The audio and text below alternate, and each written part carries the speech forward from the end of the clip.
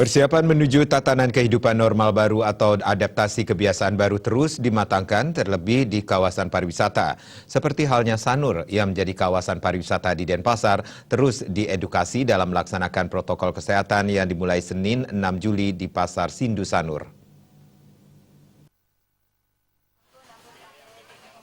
Lurah Sanur Ide Bagus Rake Jisnu saat dikonfirmasi mengatakan persiapan menuju tatanan kehidupan normal baru mulai diedukasi serta diberikan informasi mengenai pentingnya protokol kesehatan. Ada sejumlah protokol kesehatan yang harus diperhatikan dan dipatuhi masyarakat khususnya di Kelurahan Sanur untuk meningkatkan percepatan penanganan pandemi COVID-19 dengan lebih baik. Ia sembari mengajak masyarakat tetap menerapkan protokol kesehatan saat menjalankan aktivitas normal sehingga dapat mencegah penularan dan penyebaran COVID-19.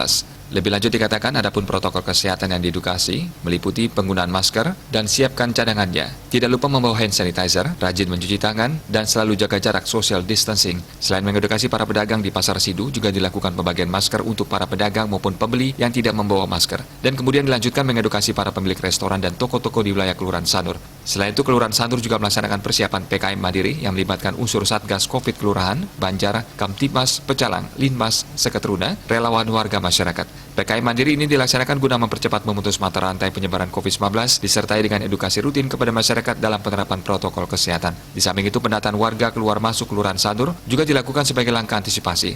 Widya Astuti, Bisnis Bali melaporkan.